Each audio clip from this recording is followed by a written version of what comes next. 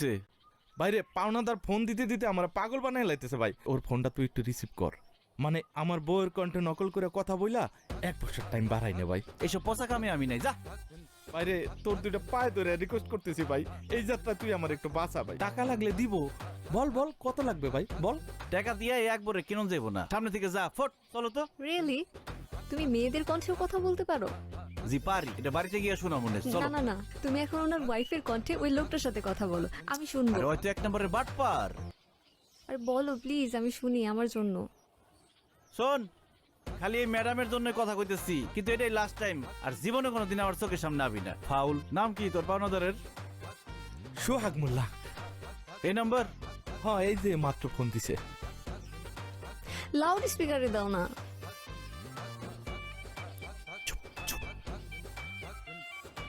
এই হারামজাদা শোর, 3 বছর ধরে আমার টাকাটা নিয়ে ঘুরাইতেছ। ও টাকা কই? আজকের মধ্যে টাকা দিবি, নইলে কিন্তু তোর খবর আছে বললাম। হ্যালো, সোহেল তো বাজারে গেছে, আমি চুমকি তোমার ভাবি। ভাবি, আপনি চমকে তাতে আমার কি? আমার টাকাটা লাগবে, সোহেলের দেন ফোন। আরে টাকার হিসাব তো তুমি সোহেলের সাথে করবা, তার আগে একটা কথা কও। কালকে রাতেই তোমার স্বপ্ন দেখলাম, আর আজকে তুমি ফোন দিলা, ঘটনা কি? ভাবি, আপনি আমার স্বপ্ন দেখছেন? এই দুষ্টু, আপনি আপনি করতেছো কেন? সোহেল তো বাড়িতে নাই, তার চেয়ে চলো আমরা দুজন দুষ্টু দুষ্টু কথা বলি। না না, সবকিছুর পরেও তো আপনি আমার ভাবি, তাই না? বিয়ে শাদীর অনুষ্ঠানে দেখা হইলে তুমি যা যা করো, ওইটা কি মানুষ ভাবির সাথে করে?